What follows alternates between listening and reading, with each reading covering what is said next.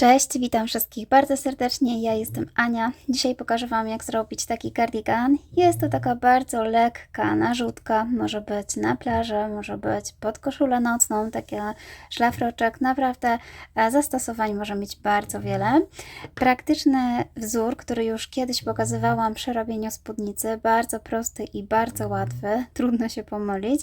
Jest praktycznie też dwustronny, więc dzięki temu ten kardigan wygląda bardzo ładnie i tak naprawdę niezależnie z której strony na niego patrzymy, jest praktycznie taki sam. Jeśli chodzi o włóczkę, postanowiłam wykorzystać włóczkę niteczkową od Wool Amore. Tym razem użyłam włóczki, która ma w składzie 50% bambusu i 50% bawełny, 4 nitki. Kupowałam motek 220 metrów, czyli 352 gramów. Nie zużyłam cały, ale tylko dlatego, ponieważ ten motek wzbogaciłam jeszcze dodatkowymi 2 nićmi. W sklepie można również zakupić dodatkowe nitki. Dzięki temu mamy grubszą tą nić całościowo. Te nitki tutaj 4 są cieniutkie, więc dodając 2 mam 6, ale tak naprawdę jakbym miała na przykład 4 takie typowo bawełniane, na przykład kokonkowe. Oczywiście nie jest to konieczne, ja po prostu nie lubię pracować na cienkich włóczkach, więc postanowiłam po prostu sobie dokupić dodatkowy motek, dodatkową szpulkę tak naprawdę nici. Oczywiście taki kardigan możecie zrobić z dowolnej włóczki, po prostu sprawdźcie, zróbcie próbkę i sprawdźcie, czy Wam odpowiada. Ja tylko Wam podaję, z czego ja zrobiłam. Jeśli chodzi o cały kardigan, to ważyłam go, waży 350 gram. Nie zużyłam całego, no ale tutaj doszła dodatkowa nitka, więc dlatego takie różnice w gramach. Natomiast jeśli chodzi o szydełko, używam dużego szydełka, 4 mm na wykonanie tego wzoru, oraz 3,5 mm na wykonanie tutaj takich wykończeń tej pliski dookoła i ściągacza na rękawy. Używam dużego szydełka, dzięki temu kardigan jest lekki, przewiewny, ażurowy. Oczywiście wielkość szydełka zależy od Was, w zależności od tego, jak bardzo chcecie, żeby ten wzór był przewiewny i dziurawy, więc dobierzcie szydełko do Waszej włóczki. Natomiast jeśli chodzi o krój, ja w trakcie robienia oczywiście wszystko będę tłumaczyła, natomiast tutaj tak szybciutko powiem Wam tylko, że oczywiście robimy panele. Na początku zrobimy panel tylny, później robimy 2 przednie. Te 2 przednie są węższe od panelu tylnego. Łączymy na ramionach, następnie dorabiamy sobie rękawy. Ja robię rękawy takie krótsze, do łokcia. Oczywiście taki kardigan może mieć też dłuższe rękawy, wszystko zależy od Was. Nietypową sytuacją jest tutaj, ponieważ postanowiłam sobie zrobić z dołu taki skos tutaj. Nie miałam jeszcze takiego skosu, no i w zasadzie mi się to bardzo podoba. Natomiast oczywiście Wy nie musicie w ogóle robić tego skosu, albo może być totalnie mniejsze, na przykład tylko gdzieś tutaj delikatnie. Ja w trakcie robienia mówię Wam, na czym polega robienie tego skosu i czy ewentualnie go może, czy chcecie go, czy nie chcecie, czy ma być większy, czy mniejszy, to wszystko wytłumaczę Wam później. No i na samym końcu, kiedy mamy już zrobione rękawy, kiedy mamy zrobiony już cały praktycznie kardigan zszyty, wykańczamy sobie taką delikatną tutaj bliską dookoła, więc ona jest tak naprawdę dookoła, wszędzie tak samo wygląda. No i taki prosty krój, mam nadzieję, że Wam się spodoba, aczkolwiek zachęcam do zrobienia próbki wzoru, żeby sprawdzić, jak Wam się pracuje, do wybrania sobie własnej włóczki i oczywiście do szydełkowania ze mną. Mam nadzieję, że komuś się przyda taki projekt, także zapraszam. Zanim jeszcze przejdziemy do wykonania wzoru, do wykonania próbki, wstępnie powiem Wam, że wszystkie informacje na temat właśnie ile zużyłam włóczki, jakie włóczki znajdują się w opisie, jakiego również szydełka. Natomiast jeszcze w przybliżeniu pokazuję wzorek, jak on wygląda. Wszystkie wymiary, jakie ja robię, również będą w opisie, więc jeśli planujecie zrobić większy bądź mniejszy, musicie oczywiście odpowiednio dobrać ilość włóczki do Waszego rozmiaru. Ok, to przechodzimy dalej. I kardigan zaczynamy od zrobienia panelu tylnego. Będzie to taki zwykły prostokąt. Oczywiście Wy decydujecie o szerokości i o długości tego panelu. Panel tworzy się od dołu poziomo, czyli tam i z powrotem poziomo. Natomiast ten panel musi być szerszy od paneli przedniego i tylnego, ponieważ w środku zostaje nam taka przestrzeń, która będzie obrębiona dookoła takim ściegiem, który już widzieliście, więc panel tylny jest szerszy od dwóch paneli przedniego i tylnego. Jak to wydzielić? Ja założyłam, że moją docelową szerokością ogólnie, którą robię sweterek, jest 50 cm. Natomiast ten panel będzie o wiele szerszy, czyli ma tutaj około 58, w zależności jak się rozszerzy, nawet do 60 cm. Ponieważ te dodatkowe 10 cm przeznaczam właśnie na ten środek, w którym będę tutaj miała szyję i będę sobie obrębiała dookoła. Czyli tutaj zostawiam 10 cm. Planując szerokość, pamiętajcie, żeby mniej więcej do docelowej szerokości Waszego kardiganu do panelu tylnego dodać około 10 cm. Dlatego mój kardigan tylny, tutaj mój panel tylny ma 60 cm, czyli te dwa panele boczne muszą dawać Wam mniej więcej szerokość Waszego kardiganu. Czyli tak jak tutaj u mnie, ta szerokość to jest mniej więcej 24 cm i oczywiście z drugiej strony tyle samo 24. Tu będzie przestrzeń. Ja już mam wykonany pierwszy panel przedni, więc pokażę Wam, jak to właśnie mniej więcej będzie wyglądało. To jest panel przedni, który będzie łączony tutaj w tym miejscu, natomiast tu będziemy mieć przerwę i automatycznie lustrzanym odbiciem będzie tutaj panel drugi, tak? Czyli to miejsce pozostaje, natomiast szerokość dwóch paneli tych ma mniej więcej dawać już szerokość Waszego panelu, ponieważ jeszcze tutaj oczywiście będzie obrębienie, więc ona się troszeczkę jeszcze pogłębi, ta szerokość, natomiast ta szerokość tych dwóch paneli to już ma być mniej więcej docelowa szerokość, plus panel tylny ma około 10 cm tutaj pozostawione na szyję. Taki będzie krój, natomiast jeśli chodzi o sam wzór, wzór jest bardzo prosty i łatwo się i szybko się go robi.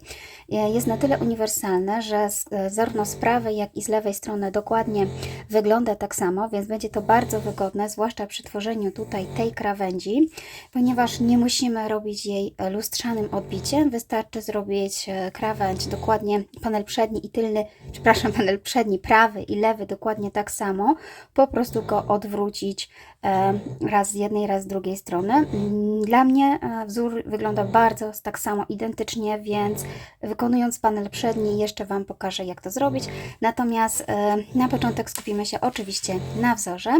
Wykonajcie sobie próbkę, zmierzcie sobie próbkę i dobierzcie odpowiednią ilość oczek, żeby dała Wam odpowiednią szerokość Waszego panelu.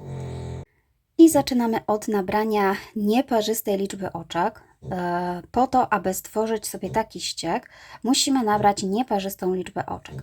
Jeśli chcecie zrobić tak jak ja tutaj, raz, 2, 3, 4, 5, 6, 7 rzędów, musicie nabrać 13 oczek, jak gdyby o jedno oczko mniej.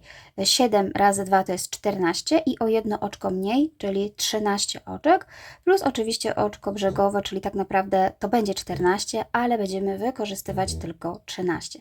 Ja zrobię taką małą próbkę właśnie z 7 rzędów, czyli nabiorę 13 oczek łańcuszka.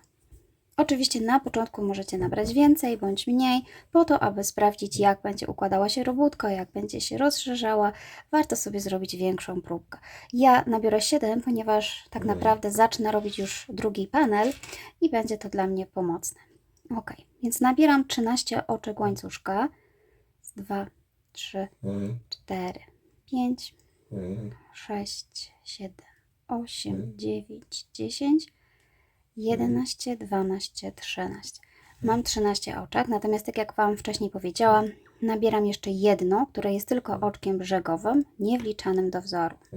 Dobrze, więc mam nabrane 14 oczek. Teraz tak, odwracam sobie łańcuszek i będę pracowała tutaj na tej tylnej pętelce. Natomiast oczywiście tą pierwszą pętelkę tutaj pomijam, jest to oczko brzegowe, więc zaczynam od tej. I robię tak, narzut, wbijam się tutaj w tą pętelkę, przekładam włóczkę pod pętelką, pobieram włóczkę, przekładam tylko przez jedno oczko, pobieram i przekładam przez 3. Na początek można sobie zaznaczyć tutaj to oczko, aczkolwiek będziemy inaczej się wbijać, więc nie jest to konieczne, ale na początek warto. I teraz jeszcze raz w tym samym oczku robię to samo, czyli narzut, jeszcze raz w drugim oczku, pobieram, przekładam przez jedno, pobieram, przekładam przez 3. Tutaj bardzo ważne jest wykonać w taki sposób ten ściek, ponieważ nie robię tu ani półsłupków nawijanych, ani zwykłych słupków. Jest to troszeczkę inny ściek. Dzięki temu on tak bardzo ładnie wygląda i ładnie z dwóch stron, więc zwróćcie uwagę na to, jak przekładam włóczkę, ponieważ nie są to zwykłe słupki. Dobrze, mamy ten ściek w jednym oczku, 2. Następnie nie robimy żadnego oczka łańcuszka, tylko od razu przechodzimy do kolejnego oczka, pomijając to następne. Czyli tak, to pomijam i przechodzę do tego. I znowu robię narzut, czyli wbijam się w drugie, to pierwsze tutaj pomijam i wykonuję dokładnie to samo. Czyli narzut przez jedno, narzut przez 3. Znowu narzut i drugi raz zrobię to samo w tym oczku. Raz i 2.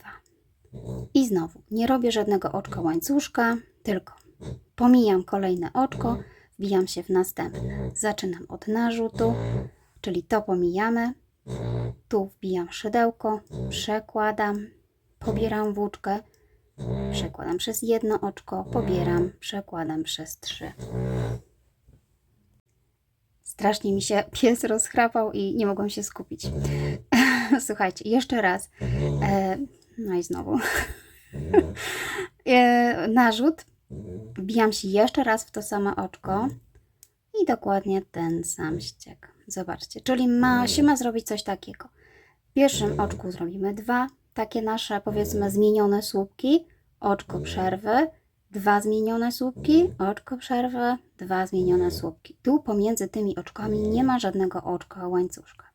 Czyli znowu przerwa, w tym oczku robię narzut, wkładam szydełko w pętelkę, pobieram pętelkę, przekładam pod, pobieram włóczkę, przekładam, uwaga, przez jedno, pobieram przez 3.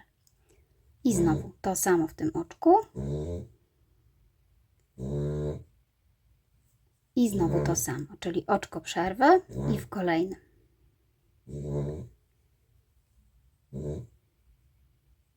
Jest to początkowy ściek na początkowym łańcuszku, później będzie już bardzo prosto się wykonywało ten wzór, ponieważ będziemy cały czas się wbijać pomiędzy te nasze właśnie słupki. Za chwilkę Wam pokażę. No i jeśli nabraliście właśnie nieparzystą liczbę oczek, to powinny na końcu zostać 2 oczka. Jedno pomijamy, wbijamy się w ostatnie. Czyli znowu robię narzut, wbijam się już w ostatnie oczko i również tutaj wykonuję moje 2 zmienione słupki. W ten sposób. I zobaczcie, mamy rząd skończony. W każdym powinniśmy mieć rzędzie po 2 takie półsłupki, a pomiędzy tutaj jedno oczko opuszczone.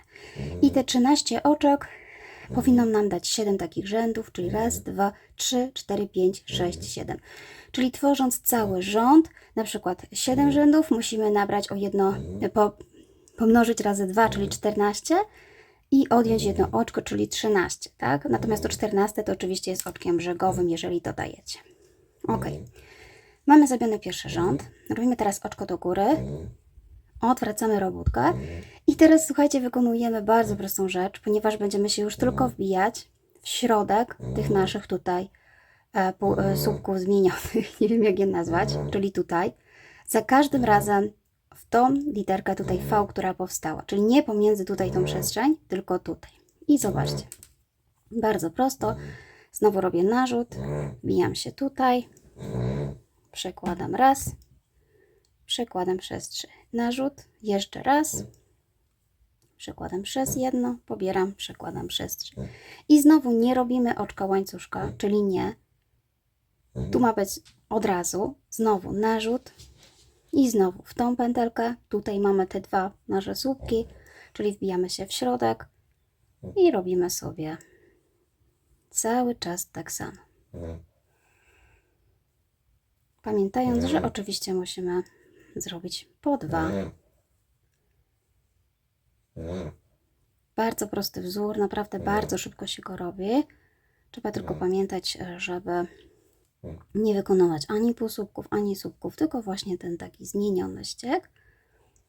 I dobrze sobie policzyć liczbę oczek, zrobić większą próbkę, żeby była bardziej miarodajna. Jeżeli używacie dużego szydełka, to weźcie pod uwagę, że ona się może rozciągnąć, ta próbka, ponieważ bardziej ta nitka nie jest aż tak naciągnięta, więc im większa próbka, tym bardziej miarodajna. Tutaj i ostatnim tutaj tym rzędzie również wbijam się w środek, czyli zobaczcie tutaj, raz, 2, czyli tak naprawdę nie jest nam potrzebny tutaj marker, ponieważ tutaj za każdym razem wbijam się w środek, tutaj, raz i 2 i znowu odwracam robótkę i robię to samo, czyli zobaczcie, narzut, wbijam się tutaj, raz i 2, narzut, raz i 2. Naprawdę cały czas wykonujemy to samo, zarówno na prawej, jak i na lewej stronie. Dlatego ten ściek jest trudny do odróżnienia, która to jest strona prawa, która to jest lewa. Dzięki temu też kardigan wygląda bardzo ładnie, jakby był dwustronny, więc ściek jak najbardziej właśnie nadaje się do takich rozpinanych sweterków, kardiganów, bluzeczek. I zobaczcie, cały czas tak samo pracujemy, cały czas w środek. Im więcej takich rzędów zrobicie, tym ładniej już wygląda ściek, ładnie się układa. Raz i przez 3. Do środka, raz i przez 3.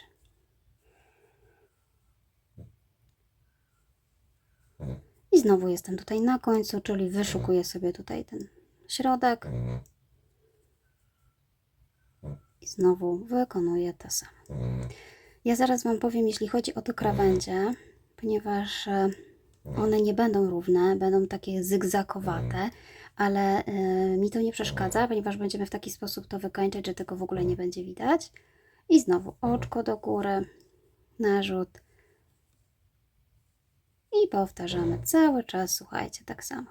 Naprawdę bardzo prosty wzór. Można film oglądać i robić w ciemno. O. Dobrze, skończę z Wami ten ostatni tutaj rządek i pokażę Wam, jak to będziemy właśnie teraz obliczać. Tylko jeszcze sobie tutaj wykonam dosłownie parę rzędów.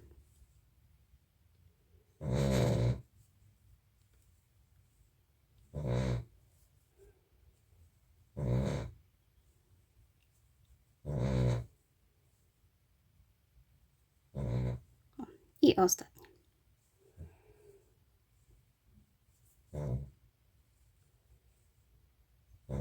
Ok.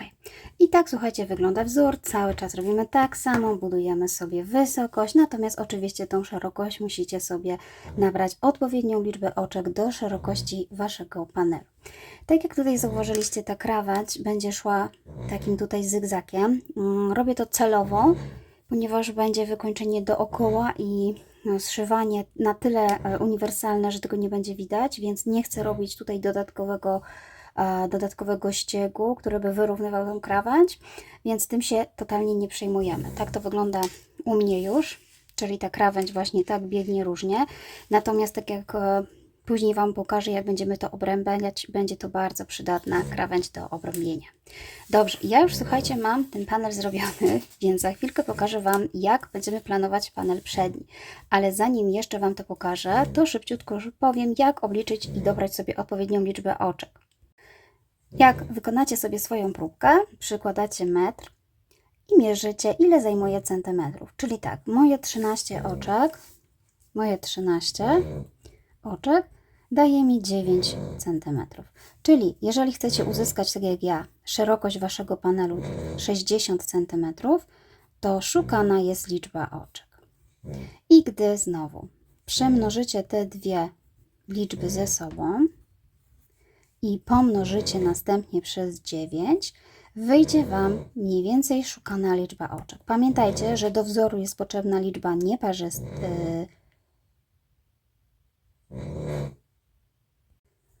Tak, oczywiście nieparzysta, natomiast ta parzystość wynika z tego, że jest dodatkowe oczko brzegowe, które się nie wlicza do wzoru. Zresztą sami zauważycie, że ostatni ściek to są 2 oczka i jedno, to są 2 pętelki, jedna przerwy i jedna, w której się robimy 2. Dobrze, słuchajcie, ja już wykonałam swój panel. I tak jak wcześniej Wam pokazywałam, trzeba sobie wyznaczyć środek, gdzie będzie tutaj szyja. Ile rzędów przeznaczacie sobie na tą część? Ja mam dokładnie 1, 2, 3, 4, 5, 6, 7, 8 rzędów. Tu mam wpięty znacznik, który wlicza mi się do mojego panelu. Czyli wyznaczamy sobie, ile rzędów będziemy tworzyć na panel przedni i na panel tylny. To jest oczywiście moja góra. Jeśli chodzi o zakończenie, to oczywiście Wy decydujecie, który rząd jest ostatni. Robimy sobie na końcu oczko ścisłe, zostawiamy sobie trochę dłuższą włóczkę, ponieważ możemy użyć ją do zszycia tutaj tej części na ramionach. Tak jak mówię, te rzędy są bardzo podobne do siebie, więc wszystko jedno, czy skończycie na prawej, czy na lewej stronie, bo tak naprawdę bardzo ciężko ją odróżnić. Jedynym sposobem można się sugerować na przykład sznurkiem początkowym, że na przykład on tutaj jest z lewej strony i to będzie moja na przykład prawa, czy też lewa strona. Jest to totalnie obojętne. Sami zauważycie, że ciężkie do odróżnienia. Dlatego wykorzystuję że ten wzór jest dwustronny, do stworzenia panelu przedniego w taki sam sposób. Pomimo, że powinien być zrobiony lustrzanym odbiciem, zrobię 2 takie same panele. Jest mi to wygodniejsze, jest to dla mnie wygodniejsze i też wiem, że wyjdą tak samo. Czyli zobaczcie, jestem na dole. Dół polega teraz na tym, że wyznaczamy sobie, ile rzędów od ilu rzędów zaczynamy. Ja, tak jak Wam wcześniej pokazywałam, 1, 2, 3, 4, 5, 6, zaczynam od 7 rzędów, dlatego przygotowałam sobie tą próbkę i na niej zaraz pokażę Wam, jak robić panel drugi. Czyli tak jak u mnie. To jest ta część, która będzie tutaj właśnie taka ścięta, ten ścięty skos na dole, ale musimy wyjść od początkowej liczby. Czyli tak, wyszłam od liczby 7. 1, 2, 3, 4, 5, 6, 7. Tak? Natomiast później będę robiła zwiększenia. Za chwilkę Wam pokażę, jak te będą wyglądały zwiększenia. Wy natomiast możecie sobie je tak naprawdę teraz też rozplanować na tym panelu. Możecie sprawdzić, jak by wyglądało, gdyby tych zwiększeń było mniej, gdyby na przykład chcecie zacząć odtąd i żeby tylko był mały skos. Bardzo łatwo to rozplanować, właśnie wiedząc, ile macie do dyspozycji rzędów w sumie. Ja mam tutaj ich 19, więc gdy sobie odliczycie tutaj 19 Waszych rzędów, możecie mniej więcej oszacować skos, jaki Wam wyjdzie, ponieważ zwiększenia będę robiła co drugi rząd, więc tak naprawdę ilość tych rzędów bardzo łatwo obliczyć. To wszystko zależy, jaki chcecie mieć duży ten skos. Tak jak powiedziałam, jeżeli nie chcecie go zbyt dużego, można zacząć tworzyć go na przykład w 10 rzędzie i zwiększając co drugi rząd, możemy sprawdzić, kiedy dojdziemy do 19, jaki będzie duży ten skos. Bardzo łatwo to obliczyć. Już za chwilkę Wam pokażę, jak będę to robiła. Czyli tak jak Wam powiedziałam na początku, zaczynam od 7. I powiedzmy, że to wykorzystam sobie tą próbkę, którą wcześniej zrobiłam, jednak troszeczkę ją tutaj spróję i zatrzymam się na drugim rzędzie. Czyli tak, pierwszy przerobiłam całe, drugi wróciłam i przerabiam tutaj do tego momentu. I teraz pokażę Wam, jak będą wyglądały zwiększenia. Właśnie, jeśli chcielibyście robić to lustrzanym odbiciem, to różnica jest taka, że przy jednym panelu musimy robić na przykład na początku, na końcu zwiększenia, a przy drugim na początku. Dlatego ja nie chcę już tego za bardzo mieszać, a wzór jest na tyle uniwersalny, że robię 2 panele dokładnie tak samo, po prostu jeden odwrócę na lewą stronę, czego totalnie oczywiście nie będzie widać i nie będzie w ogóle do odróżnienia. Dobrze. I żeby zrobić pierwsze zwiększenie, robimy w taki sposób, że przerobiłam sobie pierwszy rząd, zaczęłam robić drugi rząd, natomiast zwiększenie będę zrobiła tutaj zawsze na końcu, czyli zobaczcie, ostatni tutaj moje V przerabiam sobie tak, jakbym przerabiała zwyczajnie, 1 i 2, tak, natomiast jeszcze raz, żeby zwiększyć i żeby już mieć 8 takich rzędów, przerobię tutaj, jak gdyby w tym miejscu gdzie mam ten półsłupek tutaj. Czyli nie w środku, czyli tutaj, jak gdyby w tym oczku. I zobaczcie, przerabiam sobie dokładnie to samo i muszę przerobić 2 takie słupki. Raz i 2. I na tym polega zwiększenie, że w jednym miejscu normalnie robimy tak, jakbyśmy robili, natomiast za tym rzędem dodatkowo dodajemy jeszcze 2, tak? I to jest mój drugi rząd. Natomiast teraz robię oczko do góry i w trzecim rzędzie przerabiam to, co wcześniej zrobiłam. Czyli tutaj się nic nie zmienia. Tutaj po prostu przerabiam to, co dodałam. Czyli dalej będę miała moje 8 rzędów.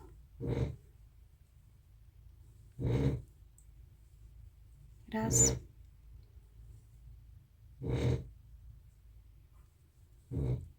Oczywiście taki skos robię tylko z jednej strony, więc dochodząc tutaj do tej krawędzi drugiej, tu się nic nie zmienia. Zwiększenia robimy tylko z jednej strony. I tak jak Wam powiedziałam, ja robię dokładnie tak samo jeden, jak i drugi panel.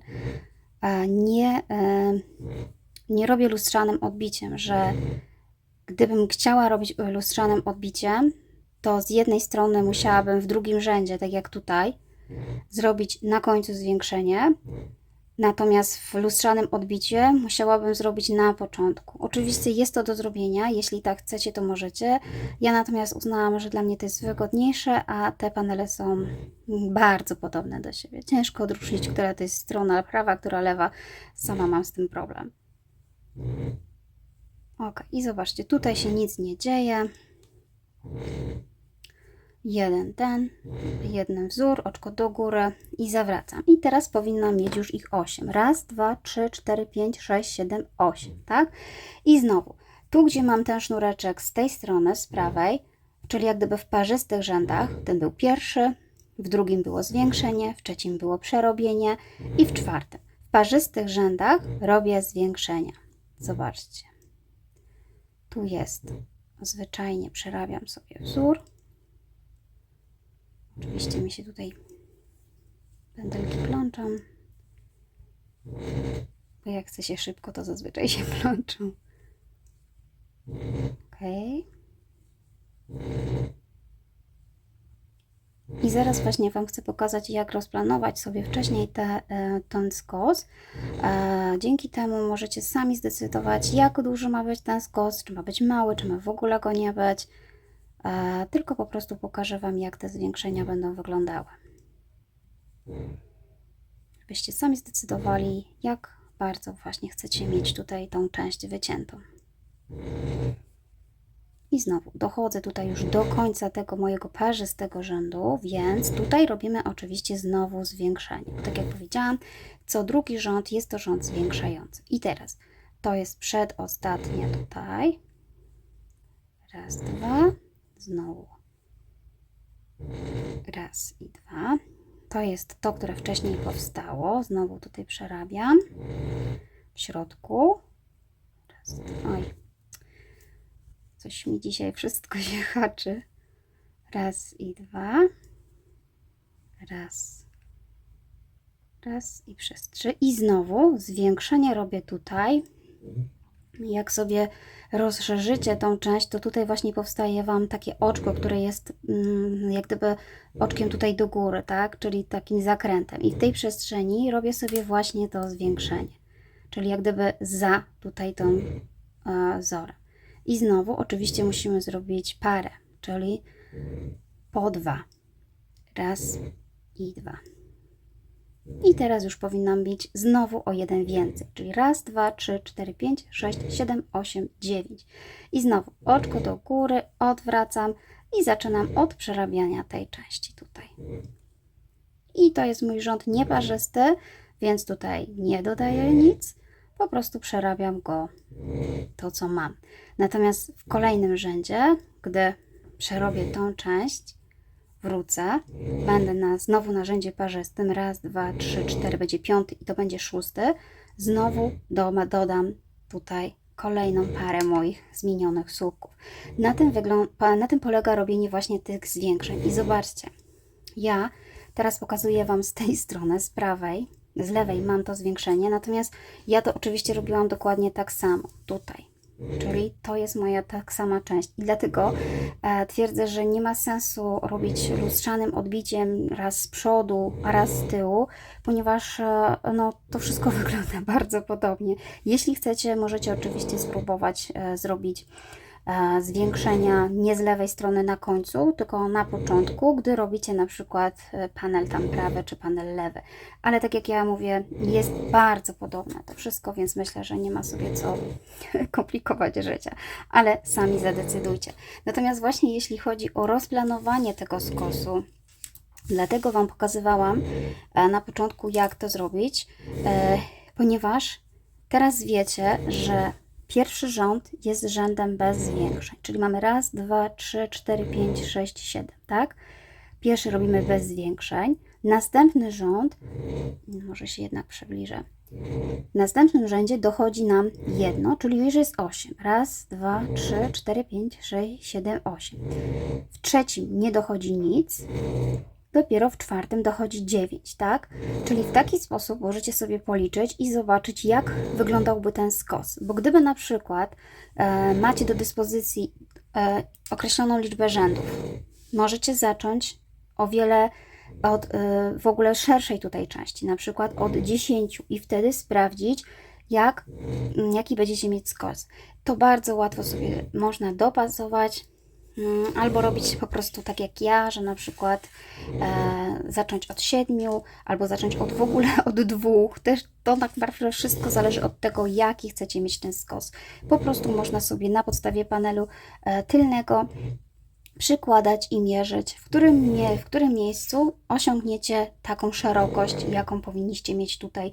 U mnie to jest 19 rzędów. I ja w tym momencie dokończę sobie ten drugi panel, ponieważ pierwszy już mam. I tak właśnie on się prezentuje, gdy nałożę na siebie te dwa panele. Oczywiście uzyskałam już tą szerokość, którą miałam tutaj uzyskać. Tak jak tutaj sobie zaznaczyłam, mam dokładnie tyle samo rzędów. Oczywiście one się jeszcze tutaj lubią rozszerzać, zawężać, natomiast musi być taka sama liczba. No i oczywiście muszę zrobić jeszcze drugi panel, żeby zacząć zszywać i zacząć wykańczać. Tak jak widzicie, u mnie ta krawędź naprawdę jest zygzakowata, wręcz nawet czasami pofalowana, ale tym się nie przejmujcie, ponieważ tak jak mówię, to się jeszcze naciągnie, no i oczywiście zszyjamy, wykończymy, więc tego w ogóle nie będzie widać. Dobra, skończę drugi panel i zaraz pokażę Wam, co dalej. Oczywiście jeszcze Wam nie powiedziałam, ale pewnie jest to jasne, że gdy zrobicie już tą część zwiększającą i dojdziecie do tej samej liczby rzędów, którą zaplanowaliście, no to dalszej części po prostu już nie zwiększamy tutaj w tym miejscu, tylko odwracamy i przerabiamy sobie cały czas tyle rzędów do góry na prosto. Ok, ja kończę robić ten panel. Oczywiście wszystkie rzędy bardzo łatwo policzyć, tą wysokość, więc wszystkie 3 panele, tylny i 2 przednie, muszą być na taką samą wysokość. Ok, ja już zrobiłam sobie 2 panele i zaczęłam sobie je zszywać, jak również wykonywać już rękaw. I za chwilkę Wam pokażę, jak będziemy zszywać. Oczywiście zszywamy sobie w taki sposób, na lewej stronie układamy sobie te skosy do środka, natomiast zszywamy tylko tutaj tą szeroką część, pozostawiając właśnie te rzędy, które wcześniej Wam mówiłam, które sobie wyznaczyliście jako środek. I tak u mnie to już to właśnie wygląda. Jedna część jest zszyta, na razie zszywamy na ramionach, a później doczepimy sobie od razu włóczka i będę wykonywała rękaw. Ja rękaw robię już od tej strony w dół, jest mi tak wygodniej, ponieważ na bieżąco mogę mierzyć, jaką długość zrobić rękawa i później nie muszę tutaj nigdzie zszywać. Jeżeli wolicie na odwrót, czyli od dołu do góry, również możecie tak zrobić, natomiast wtedy trzeba sobie tutaj zszyć równo na ramieniu. Ja pokażę metodę, która teraz obecnie jest wygodniejsza i po prostu bardziej się sprawdza, jeśli chodzi o wszywanie rękawa od razu w te 2 panele. Dobrze, to teraz skupimy się na zszyciu drugiego panela. Oczywiście obecnie mój kardigan leży na lewej stronie. Szef tutaj widoczny jest właśnie na lewej stronie. I dopasujemy sobie tak, żeby te rzędy szły równo. Ja mam tutaj zaznaczony rząd, w którym był ostatni ostatni do przymocowania, czyli tak jak Wam powiedziałam, mam 19 takich rzędów, więc wpinam sobie tutaj, wkładam sobie szydełko w oczko, w całe oczko.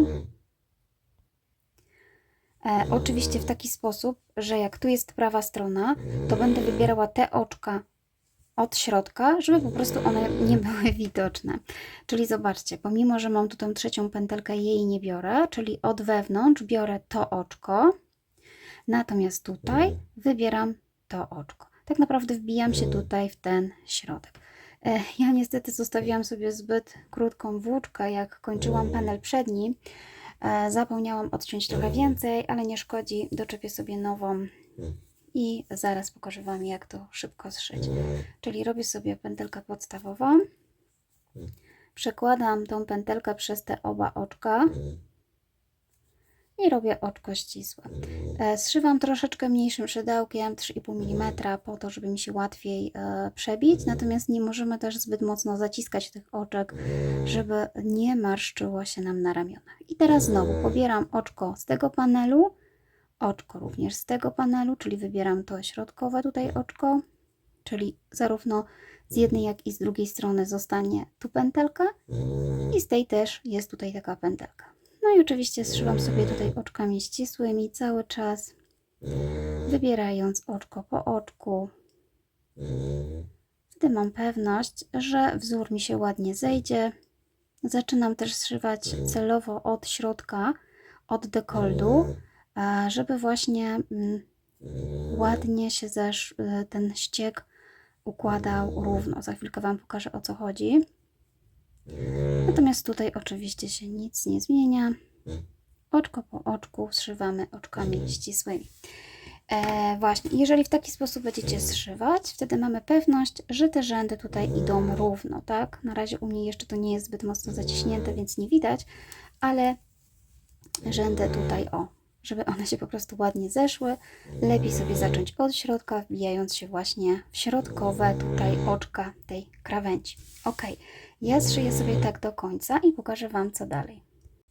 Ok, zszyłam sobie całą tą krawędź, więc ostatnie oczko odcinamy włóczkę i oczywiście zaciskamy. W tym momencie można sobie te włóczki wszystkie pochować igłą wzdłuż tego ściegu. I zajmiemy się teraz rękawem. I w następnej kolejności, oczywiście, tak jak wspominałam, zajmujemy się rękawem. Ja rękaw będę wbudowywała tutaj w tej części i w tym celu trzeba sobie mniej więcej zmierzyć, ile potrzebujecie szerokości Waszego rękawa. Ja uznałam, że 34-35 to będzie odpowiednia szerokość. Ten kardigan na pewno się jeszcze troszeczkę rozciągnie, ułoży, ponieważ wzór, tak jak powiedziałam, jest ażurowy. Natomiast w tym momencie patrzymy, mierzymy, ile potrzebujecie zostawić na rękaw, zarówno jednej, jak i z drugiej strony. Dzięki temu, że mamy ładne rzędy, wpinamy znacznik równo w taką samą ilość rzędów, zarówno z jednej, jak i z drugiej strony. Ja tutaj wpięłam w 18 rząd, czyli licząc raz, dwa, trzy, 4, doszłam do 18 i wpięłam sobie w sam środeczek tutaj tego mojego wzoru, tak? I to samo zrobiłam z tej strony, czyli odliczyłam 18 i wpięłam znacznik. I w taki sposób wyznaczyłam sobie moje rękawy. Tak wygląda teraz to po zrobieniu. Natomiast oczywiście budujemy rękaw w tą stronę, czyli idziemy teraz od ramiona w dół, więc długość bardzo łatwo można zmierzyć, natomiast oczywiście szerokość już mniej więcej musimy mieć. Rękaw budujemy w taki sposób, że jesteśmy na prawej stronie, więc pracujemy od strony prawej do strony lewej, czyli jeden z rękawów zaczynamy tworzyć, gdy mamy panel tutaj przedni, tak? Czyli tutaj, żeby iść od strony prawej do lewej, tam i z powrotem. To jest ta część.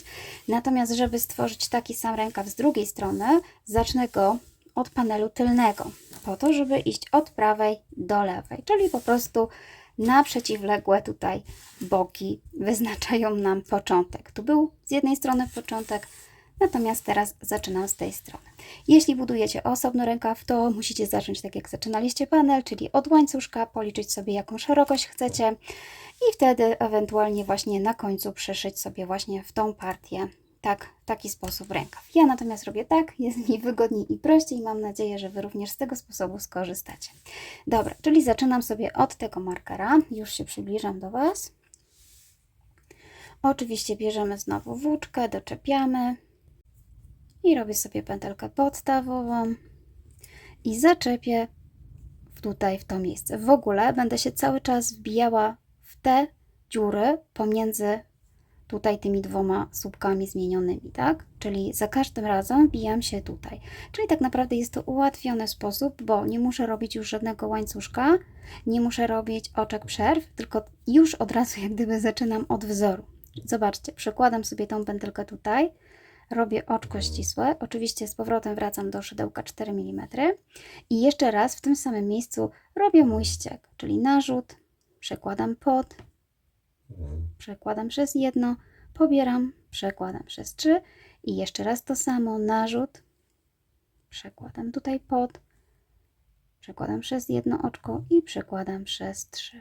Czyli zobaczcie, będzie to na tyle proste, że po prostu w każdym takim tutaj miejscu robimy po 2 takie zmienione słupki. Czyli znowu od razu przechodzimy już do wzoru, narzut, raz, 2, narzut, przez jedno i przez 3. I zobaczcie, że to będzie naprawdę bardzo prosty rękaw.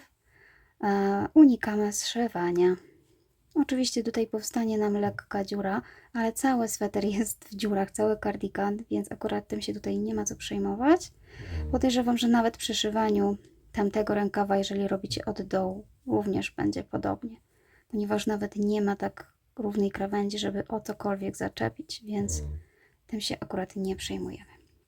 I zobaczcie, w każdej takiej dziurze robię, w każdym takim rzędzie robię właśnie taką parę, czyli takich par powinna mieć 18 z tej strony i 18 z tej, ponieważ tutaj przy krawędzi wybieram jeszcze ostatni rząd tutaj, przechodzę na kolejny rząd tutaj, jak gdyby po środku nie wstawiam nic, tylko pomiędzy tymi tutaj, zobaczcie, właśnie półsłupkami. Dojdę do tego momentu, jeszcze raz Wam pokażę. O, jestem właśnie tutaj na środku, czyli przerobiłam sobie ten rząd i tak jak Wam powiedziałam, w miejscu, gdzie były łączone ze sobą ramiona, po prostu traktuję jako ten rząd tutaj ostatni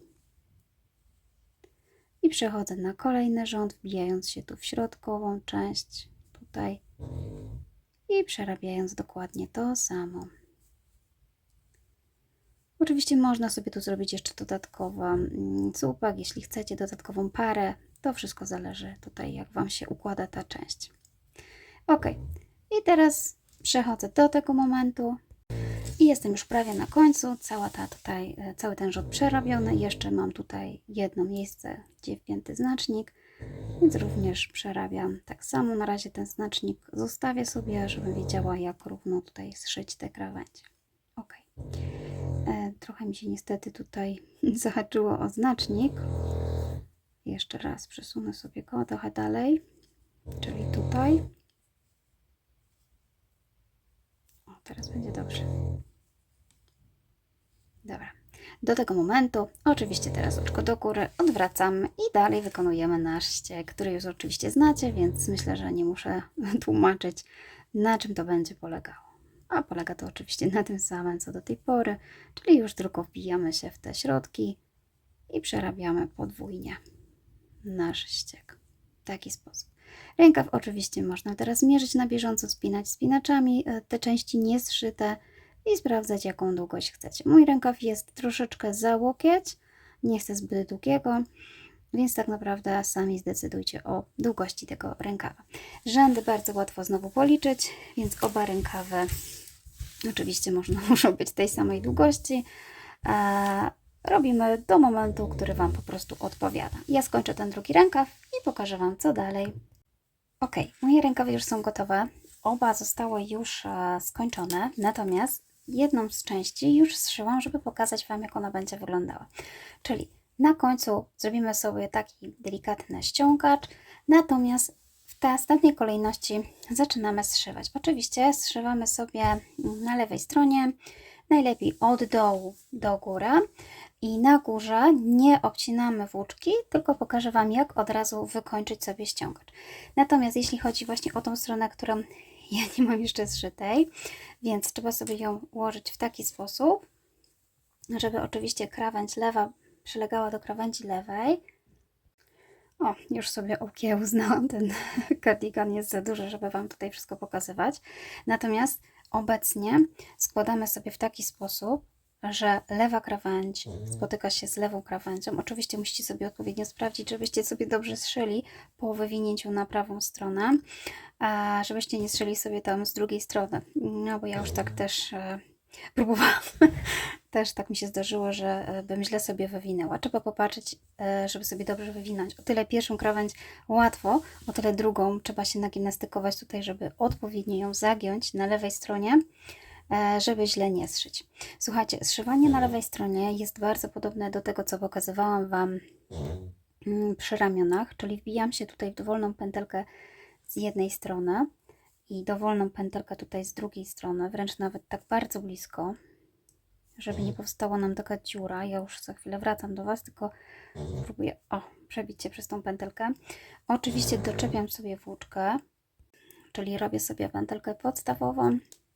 Jestem na dole, zaczynam od zszywania na dole. Mam pętelkę podstawową. Do zszywania używam mniejszego szydełka, jak również nawet do wykończenia tego ściągacza, bo on wtedy lepiej wygląda. I teraz oczywiście tak, przekładam sobie tą pętelkę. Tutaj naprawdę bardzo blisko wyszukałam sobie tej krawędzi pierwsze pętelki. Może teraz tak się odsunę, żeby było widać. I przeciągam i robię oczko ścisłe. Natomiast jeśli chodzi o sposób zszywania, to oczywiście trzeba sobie tak tutaj dopasować, żeby szło ładnie, równo rzędami, żeby po wywinięciu na prawą stronę te rzędy po prostu ładnie się ze sobą spotkały. Tak jak Wam wcześniej mówiłam, mamy tutaj krawędź zygzakową trochę, ale nie ma to znaczenia, dlatego że przy zszywaniu, zobaczcie, tego w ogóle nie będzie widać. Dokładnie tak to wygląda po zszyciu, czyli praktycznie w ogóle te krawędzie nie są już widoczne. Dobra, czyli wracajmy do zszywania. Ja zszywam to w taki sposób, że oczywiście robię oczka ścisłe, bardzo, że tak powiem, gęsto. Staram się jak najbardziej wybierać bliskie tutaj pętelki, pierwsze, które po prostu mi się tutaj nasuną. W taki sposób, czyli jak gdyby nie wbijam się już w całe tutaj te przestrzenie, żeby nie powstały zbyt duże dziurki, tylko wyszukuję sobie takie pojedyncze tutaj pętelki z jednej jak i z drugiej strony. Ta początkowa część może jest na początku trudna. Ostrość. I dopiero robię oczko ścisłe, czyli zobaczcie. Tutaj widzę, że mam zawsze taką małą pętelkę, na przykład wbiję się w nią i również tą samą małą pętelkę mam z tej strony. Wbiję się tutaj w nią, włożę szydełko, przekładam i oczko ścisłe. I cały czas po kolei, nawet można tych oczek ścisłych naprawdę zrobić bardzo dużo. Różne pętelki powybierać sobie bardzo blisko tutaj tej krawędzi, po to, żeby oczywiście było szef bardziej stabilniejszy. Ok, zobaczcie. I tu znowu. Na przykład można sobie tutaj odsłonić. Pobrać sobie pętelkę, pobrać sobie tutaj drugą pętelkę i oczkami ścisłymi cały czas do końca. Niestety włóczka jest jaka jest, nitki mi się ciągną, ale to już jest ostatni moment, więc udam, że tego tutaj nie ma, że się nie ciągną. Natomiast muszę jeszcze przez to po prostu przejść. Też tego nie lubię, no ale sweter musi być zszyty. I zobaczcie, dosłownie jakiekolwiek pętelki, byleby nie brać całego słupka, no bo wtedy po prostu ta dziurka będzie większa. I cały czas tak sobie zszywam. W międzyczasie patrzę, czy w miarę równo schodzi mi się tutaj ten rząd z drugim rzędem, żeby oczywiście równo zszyć krawędź, żeby miała równy kardigan. Tak zszywam przez całą długość, dochodzę do pach. Również oczywiście możecie sobie powpinać spinacze, klamerki, tak żeby Wam się tutaj nic nie poprzestawiało. I również pod pachą przechodzę dalej do rękawa, czyli tak naprawdę muszę zszyć tutaj aż do rękawa. Po całości w taki sposób zszywamy sobie wzdłuż naszego panelu i wzdłuż rękawa. I jeśli dojdę tutaj do tego końca, to pokażę Wam, co dalej. Ok, czyli tutaj mam pętelkę większą, żeby mi nie zniknęła. Natomiast teraz po prostu przekładam sobie na prawą stronę, czyli muszę do ręki włożyć sobie tutaj włóczkę i przełożyć wszystko w taki sposób, żeby wywinąć. Wiem, że tego nie widać, ale mam nadzieję, że będziecie wiedzieć, o co chodzi. Chodzi o to, żeby już być na prawej stronie i ten ściągacz będziemy robić już na prawej stronie, więc trzeba również sobie po prostu przełożyć włóczkę. W taki oto sposób, jak tutaj u mnie. I zaczniemy sobie teraz obrębiać. Czyli tak, tutaj mam tą pętelkę, już mogę sobie ją zmniejszyć. Mogę sobie zrobić tutaj oczko do góry i w tym samym miejscu mniej więcej robimy sobie półsłupek nawijany. O, w taki sposób. Oczywiście ten pierwszy półsłupek warto sobie zaznaczyć. Następnie w każdym kolejnym oczku, ponieważ mamy tutaj ładne oczka, również robimy półsłupek nawijany. Wbijam się w całe oczko i przerabiam półsłupek, czyli narzut, pobieram włóczkę pod całym oczkiem, przekładam narzut i przekładam przez 3. Czyli tutaj pracujemy na półsłupkach nawijanych i wybieramy sobie po kolei każde oczko. Jeżeli chcecie, żeby ten ściągacz był bardziej zawężony, można wziąć nawet mniejsze szydełko. To wszystko zależy od tego, czy chcecie, żeby był rękaw szeroki czy wąski. Mój jest taki, powiedzmy, lekko tylko zawężony. Chcę, żeby ten styl tutaj tego kardiganu pozostał na rękawach szeroki.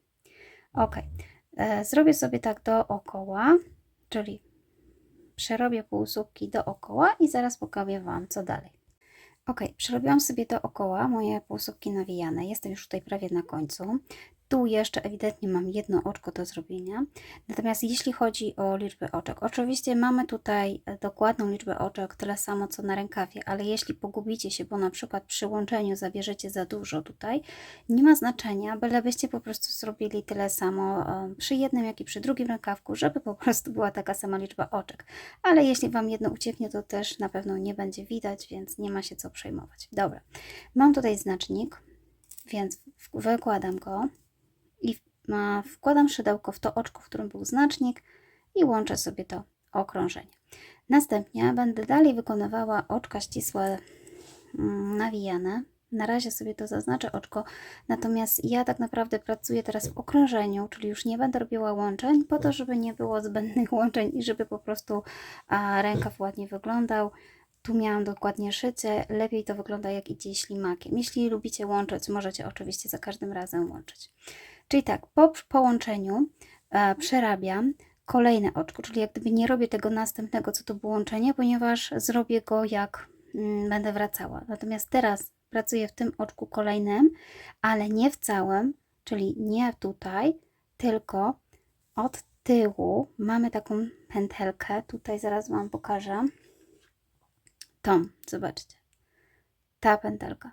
Ona nas interesuje po to, żeby został tutaj ten łańcuszek, musimy się wbijać w taką ostatnią pętelkę tutaj z tyłu. I tej pętelki właśnie nie widać dobrze z tej strony przy łączeniu, dlatego robię dopiero od następnego oczka. Tutaj. I zobaczcie, pobieram sobie tą pętelkę i dalej przerabiam półsłupki nawijane. To jest ściek, który właśnie stosuję i na rękawach, i dookoła, więc tak samo będziemy robić sobie tą dookoła to wykończenie. Więc jak już opanujecie ten ściek tutaj, no to już później będzie łatwiej. To po czym widać, że dobrze robicie? Właśnie po tym, że widzimy tutaj ten łańcuszek, jeśli się dobrze wbijacie w dobrą pętelkę. No i zobaczcie, tak sobie pracujemy cały czas dookoła.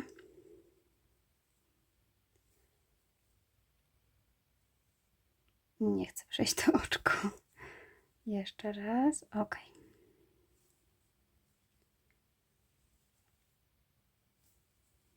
I zobaczcie, bardzo proste.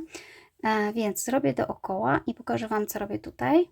I jestem już tutaj prawie na końcu. Zobaczcie, tutaj sobie zaznaczyłam to oczko łączeniowe.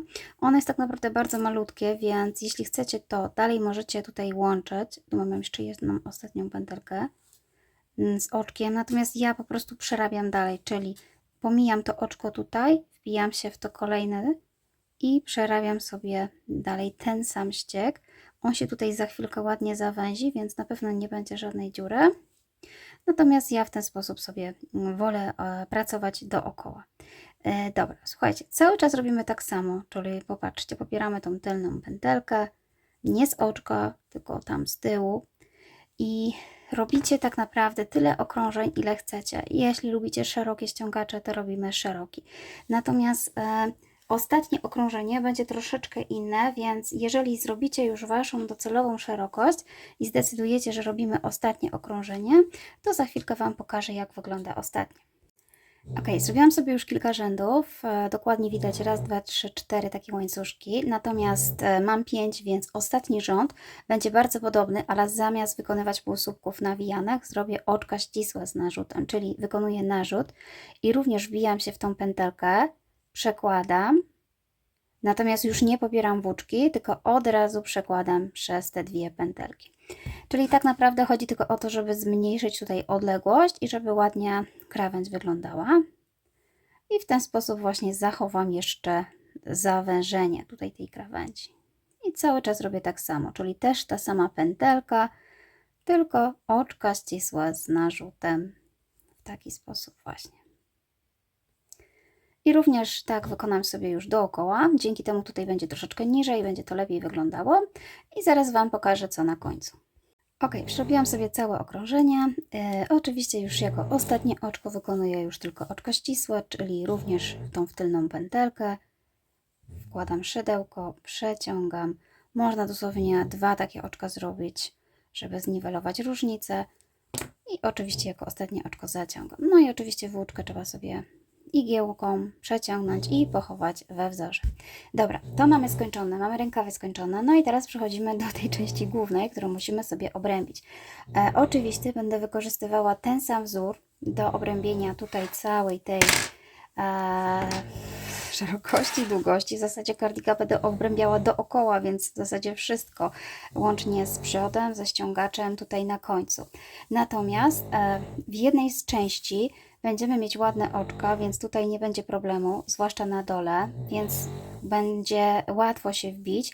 Natomiast najgorsza część to jest chyba właśnie są te boki, więc zacznę tutaj od tych boków, żeby pokazać Wam, jak będziemy to obrębiać. Zacząć można w dowolnym miejscu, najlepiej gdzieś na szwie, żeby w sumie nie było widać aż tak bardzo różnicy. Można gdzieś na środku z tyłu, ale myślę, że zacznę sobie w tym miejscu. No i oczywiście zaczniemy sobie tak samo, czyli będziemy wykonywać półsłupki nawijane, z tym, że pokażę Wam, jak ja się tutaj będę wbijała. Ok, czyli tak leży mój kardigan. Zacznę sobie z tej strony, doczepię sobie tutaj włóczkę. Tak jak wspominałam wcześniej, wybiorę sobie tutaj na łączeniu dowolną pętelkę, czyli na przykład w tym miejscu zahaczam pętelkę, przekładam, no i robię oczko ścisłe. I jeszcze raz w tym samym miejscu robię półsłupek nawijany. Ok, można sobie oczywiście zaznaczyć, włożyć znacznik. Teraz będziemy szli przez tą krawędź, która oczywiście nie ma ładnych oczek. I ja tutaj stosuję taką technikę, że staram się zrobić tyle półsłupków, żeby ładnie wyglądało i nie było żadnych dziur, ani zbytnio się nie rozciągała ta krawędź. Tak naprawdę nie ma złotego środka, musicie sami sprawdzić, jak to najlepiej wygląda. Na pewno na cały tutaj ten rząd 1, na pewno przydadzą się 2 półsłupki, być może nawet gdzieś po środku jeszcze jeden, ponieważ jeśli zrobimy w taki sposób jak tutaj, czyli robię narzut i zrobię tylko po jednym półsłupku, może się okazać, że będzie to za mało. Dlatego w każdym takim rzędzie przyda nam się po 2 półsłupki, czyli jak gdyby zahaczanie tutaj po 2, a czasami nawet gdy widzicie, że było gdzieś szerzej, może się przydać gdzieś trzeci. To jest jeden z sposobów, natomiast jeśli nie chcecie, żeby w taki sposób zahaczać, to jest bardzo dokładny sposób, jak tutaj i widać te takie ciągnięcia włóczki. Można to zrobić w inny sposób. Ten jest oczywiście prostszy, czyli tak naprawdę wbijamy się w każdym rzędzie i robimy po 2 półsłupki, a nawet jeżeli widzimy, że jest przerwa, to wykonujemy jeszcze trzeci. Natomiast jeżeli chcecie, żeby to było bez takich większych dziur, jeszcze raz. Ok, przerobiłam sobie na razie tą prostą krawędź. Ona mniej więcej już teraz tak wygląda. Wydaje mi się, że wygląda lepiej. I zaczęłam schodzić już na ten skos. I tutaj tak naprawdę technikę mam dokładnie taką samą, czyli zobaczcie, pomiędzy rzędami, tu widać jeden rząd i tu drugi, robię dokładnie to samo co wcześniej, czyli tu pobieram i robię jeden półsłupek. I w rzędzie, w którym był, również robię tutaj ten półsłupek nawijany pomiędzy. Czyli technika jest tutaj przy tych krawędziach, gdzie nie ma oczek, dokładnie taka sama na skosie i taka sama tam, gdzie jest przestrzeń równa. W taki sposób. Cały czas tak samo. Nie dodaję tutaj żadnych oczek na tych rogach, ponieważ ten ścieg ładnie się ułoży dookoła, nie ma potrzeby robienia tutaj zwiększeń, ale jeżeli planujecie jakiś większy ten ściągacz, być może na takich końcach, gdzie są te rogi, przydałoby się zrobić więcej. Niestety musicie to sami sprawdzić, ponieważ ja tutaj robię tylko taki delikatny ten ściągacz. I zobaczcie, cały czas tak samo. Aż dojdę sobie tutaj tak naprawdę do dolnego już ściągacza, czyli w tego, w którym będziemy mieć ładne oczka. I tam oczywiście się wbijamy w całe oczka. Tutaj to się naprawdę też szybko robi.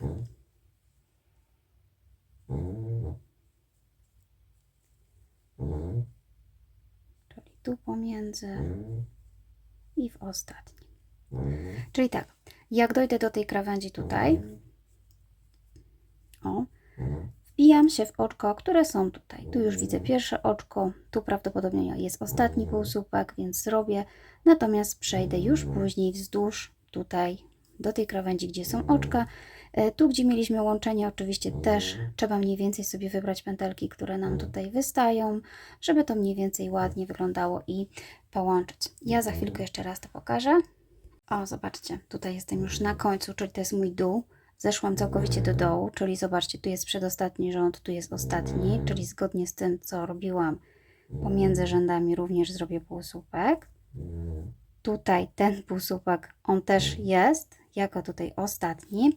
Natomiast w dalszej części przechodzę do wybierania już tych tutaj ładnych oczek. O, całych oczek. Tutaj teraz będzie wolniej, ponieważ te oczka są we wzorze takim ażurowym i one się na początku mogły trochę zacisnąć, więc można sobie wziąć ewentualnie mniejsze szydełko. Co drugie oczko jest na pewno mniejsze, to pominięte. Dlatego trzeba się troszeczkę tutaj namęczyć, żeby je wydostać, ale damy radę. Dobra, słuchajcie, takim sposobem musimy zrobić wszystko dookoła, tak? Czyli ja dopiero zaczęłam pierwszą stronę od tej części. Natomiast to wszystko to samo muszę zrobić z każdej strony. Czyli przejdę dół, tu gdzie mam oczka, tu gdzie mam znowu tą samą krawędź, zrobię dokładnie tak samo, jak pokazywałam. I dojdę znowu tutaj do samej góry. Tu na tej krawędzi mam oczka, więc zrobię w oczka. I jak dojdę tutaj, to pokażę Wam, jak to u mnie wygląda. Ok, jeszcze na chwilkę wracam, ponieważ szukanie tego malutkiego oczka stało się dla mnie uporczywe, więc stwierdziłam, że tu nie wbijam się w całe oczko, tylko w tą przestrzeń i przerabiam półsłupek. Natomiast to oczko jest duże, więc wbijam się w całe oczko. Czyli tak naprawdę ułatwiłam sobie trochę pracę. Mam nadzieję, że Wam też.